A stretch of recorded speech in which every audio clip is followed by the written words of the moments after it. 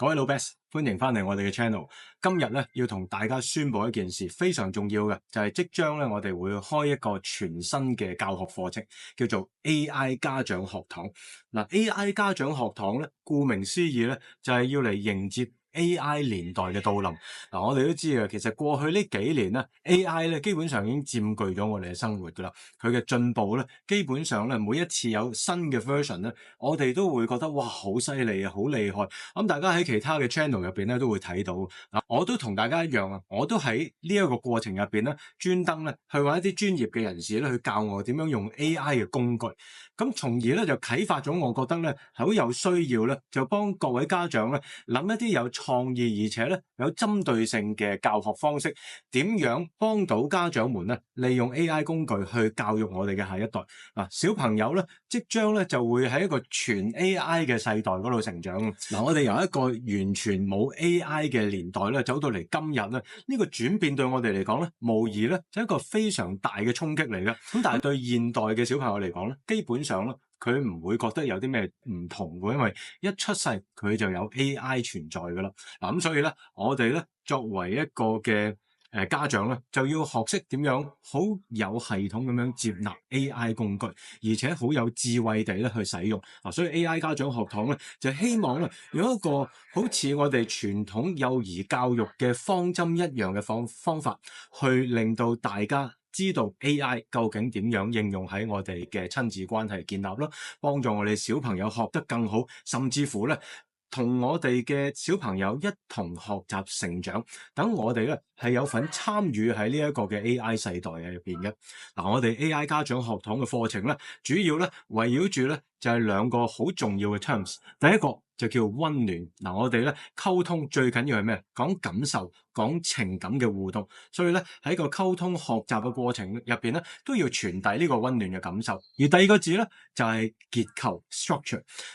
教學咧必須要知道自己做緊啲乜嘢，所以你教學嘅過程咧，有啲基礎嘅架構咧，必須要定得好好千祈唔可以咧太過極端。譬如所有嘢咧，覺得咧小朋友中意就得噶啦，咁就佢要啲乜嘢都照俾佢。又或者咧，我哋太過有架構啦，佢一定要跟我哋呢個架構，完全唔理會佢嘅感受咧，亦都唔係可以一個好嘅方法嚟噶。所以咧，我哋喺呢兩者之間咧，要好清晰，究竟幾時要俾情感，幾時要俾結構。咁呢個部分咧，就會喺 AI 家長學堂入邊咧一個非常重要嘅結構。因為咧，我哋並唔係一個 AI 嘅專家，我哋係一個幼兒成長嘅專家，所以咧，我哋點樣運用 AI 去輔助我哋小朋友大腦建立能力咧？呢個先至係我哋最核心想做嘅嘢。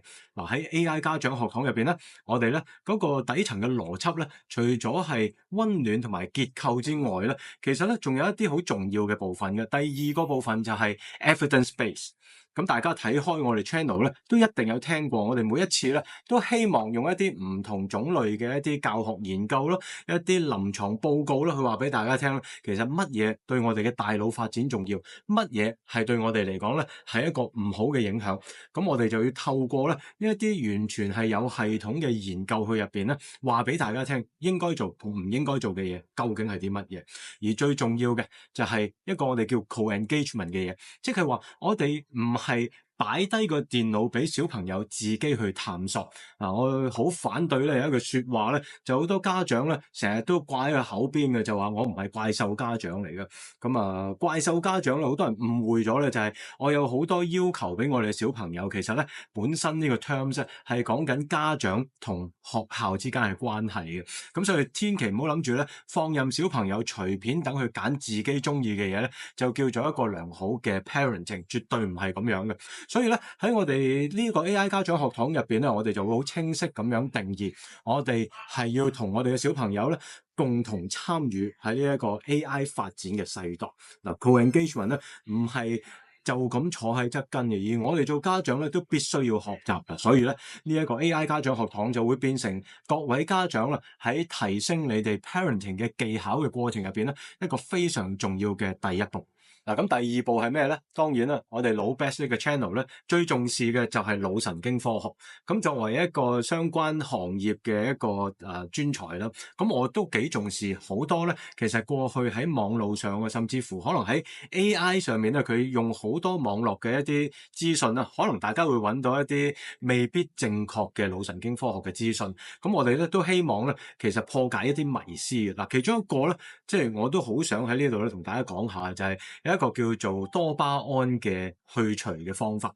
我睇好多人咧都係講過咧，其實多巴胺咧好似同我哋上癮係有關。咁而家咧網癮咧，又或者咧成日望住個屏幕啊，計幾多屏幕時間咧，好似咧係好多家長咧每日即係好似我哋減肥計卡路里一樣啊，咁咧好緊張每一個數字咁樣。咁但係其實多巴胺對於我哋大腦嘅功能，特別咧喺學習動機嘅位置入邊咧，非常之重要啊！絕對咧唔能夠去除多巴胺嘅。如果冇咗多巴胺嘅話咧，我哋咧就會對所有嘢都冇晒感覺，對所有嘢咧都冇晒追求。咁我哋咧就學阿周星馳話齋咧，同條鹹魚冇乜分別。咁最後啦，喺我哋嘅課程入邊咧，就會有一個優質教育入邊咧，一個四大重要嘅支柱。嗱，我哋叫做 SAME 嘅效應 SAME。咁其實四樣嘢係乜嘢嚟嘅咧？嗱，喺教學嘅理論入邊咧，其實我哋學習嘅過程最重要，透過 AI 呢個工具，點樣幫到小朋友保持咧呢一個嘅社交嘅互動咧？我哋叫 socially interactive。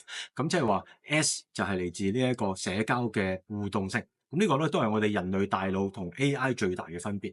A 咧就係 active 啦，主動咧其實好重要嗱。除咗 socially 主動之外咧，其實主動去學習咯，主動去開發，甚至乎咧揾我哋想要嘅嘢咧，其實咧都喺個教育入邊咧非常重要嘅支柱嚟嘅。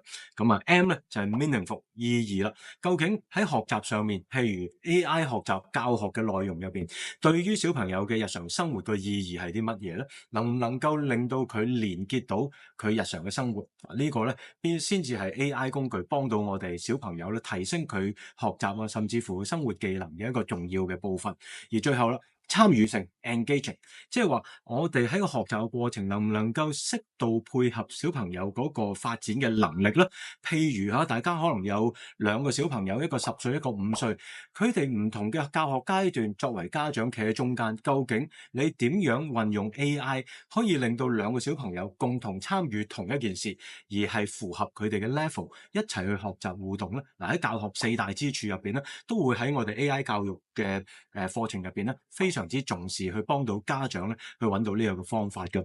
嗱，咁今日咧嚟到呢一度咧，我希望咧話俾大家聽，我哋嚟緊嘅課程將會係針對呢一樣嘢。之後咧，我哋就會有越嚟越多嘅資訊，甚至乎咧有一啲免費嘅體驗嘅部分咧，就會喺我哋 channel 入邊咧一路咁樣推出俾大家嘅。咁咧記得留意我哋 channel 啦。咁啊 CLS 我哋嘅呢個老 Best 嘅 channel，咁稍後咧就會陸陸續續咁樣將 AI 家長學堂嘅資訊喺呢度發布。咁啊多謝大家今日嘅收睇，咁就下次見啦，拜拜。